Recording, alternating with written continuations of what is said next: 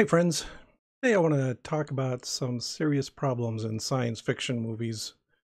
Science fiction is supposedly this genre that is full of people who think creatively and intelligently and postulate interesting what-if scenarios that they then explore both the implications and the effects and the interactions that occur during these problems. Um, they're science fiction. I'm a big fan of science fiction. They're often stimulating, interesting, and they're sources of good ideas, and you can actually learn some good science from good science fiction. Okay, but there's an exception, and the exception is the big budget planetary disaster movie. There is some real garbage here, without exception. I mean, science fiction disaster movies can be good. I mean, for example, Apollo 13 is a great movie. But it's realistic and down to earth, and it actually talks about realistic solutions to real problems. What we see in these kinds of disaster movies is the invention of catastrophic problems and then a complete evasion of authorial responsibility to address those problems. What set me off was the announcement of a new Swedish science fiction movie, Aniara, based on a 1956 novel written by a Nobel Prize winner in literature. That sounds so promising. But then I watched the trailers, and here's the premise.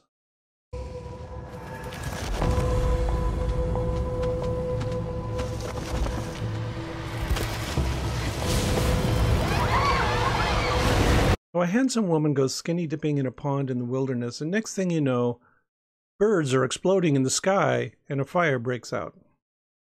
Okay, that's a clue. There's an eco-disaster of some unusual sort going on. There aren't enough clues here to figure out precisely what's going wrong. Exploding birds, that's a weird one. But then we get to the solution.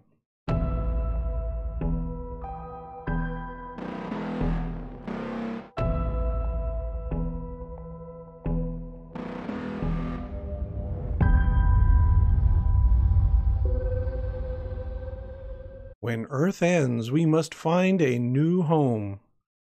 Run away, in other words. The simplest solution, apparently, is to abandon planet Earth and send a bunch of colonists to Mars on a luxury ship. This makes no sense. I guarantee you that the difficulties involved in terraforming Mars are much vaster than fixing any environmental disaster on Earth. This is a stupid solution. It avoids the conflict in the author's premise to leap to a non-viable technological solution. Now, this is not unusual in this genre. It's the universal stupid premise for a great many movies. Here's another recent example from Netflix, The Titan. I actually watched this one, and it's terrible on so many levels, but let's just focus on the big picture. Our resources have been depleted. In 10 years, half the world's population will have starved to death. Half the planet will be uninhabitable. But there is one place that gives us hope. The largest moon of Saturn. What if Titan could become our home? The premise here is, once again, environmental disaster. But instead of addressing that, they're going to run away to Titan, a moon of Saturn, where the atmosphere is mostly nitrogen and there are seas of liquid methane and ethane at a temperature of minus 180 degrees centigrade. Rather than fixing Earth, that's going to be their new paradise. The techno solution this time around is to somehow genetically modify humans to survive under Titan conditions. This is idiotic. It can't be done. And it's not going to help 7 billion people. In the movie, it helps precisely one person. And this is a real pattern. I could mention other movies like The Core, which at least doesn't have the protagonist running away, but instead fixing the problem with bad science. Or here's another one from my youth, Silent Running. It came out in 1972. I liked it, but even then, as a naive 15-year-old, I could see all kinds of plot holes.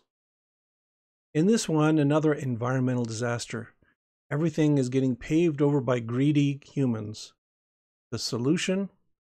Send Earth biomes in domes to float in outer space. A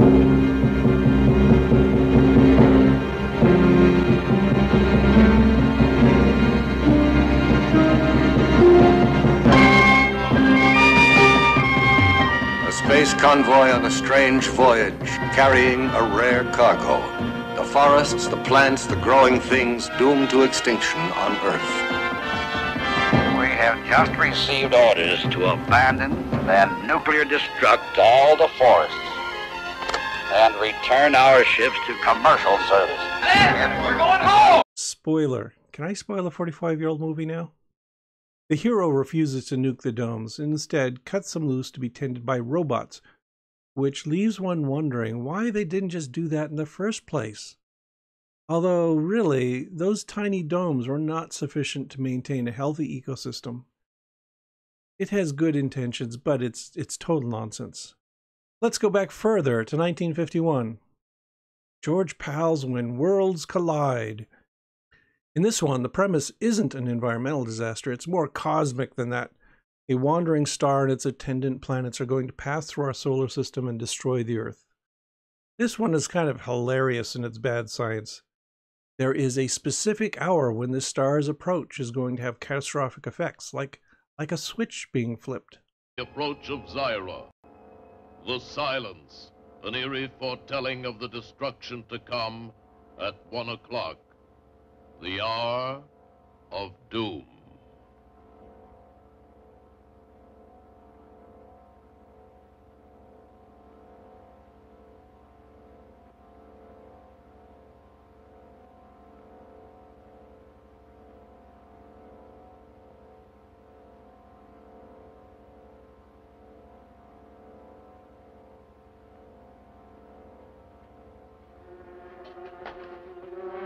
According to your figures, by now we were supposed to feel the effects of Zyra's passing. Tidal waves, oceans torn from their beds. Millions of dollars for a false alarm. Ottinger called you a crackpot. I think all you scientists are crackpots. Nothing is going to happen.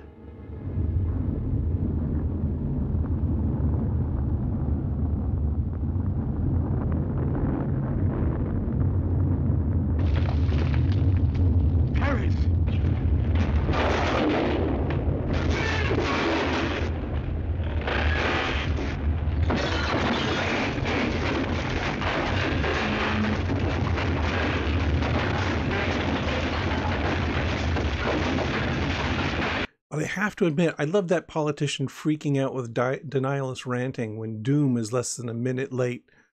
I think he's the model for modern Republican climate change denialists. Also, by the way, the voice of the narrator is Paul Frees, who you may recognize from his work on Rocky and Bullwinkle and on those Rankin Bass holiday specials. Okay, that's the premise. But what is the solution? Would you believe they're going to build a rocket ship to escape?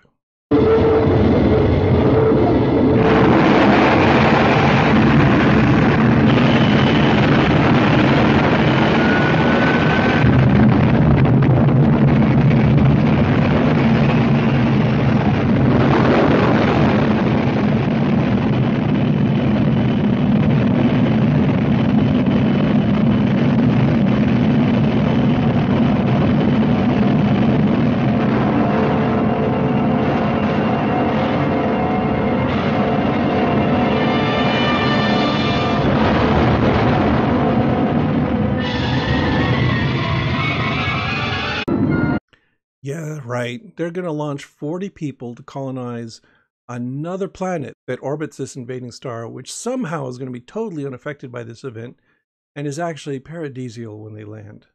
You might be saying to yourself, these are just bad movies with bad science.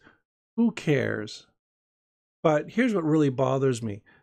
Some people seem to think these are reasonable solutions to genuine problems that are occurring right now on our planet.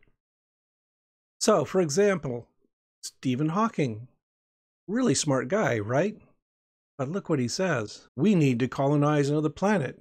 Because with climate change, overdue asteroid strikes, epidemics, and population growth, our own planet is increasingly precarious. Oh boy. You know what is more practical and more useful than flitting off to another world? How about working to limit carbon emissions? How about funding space research?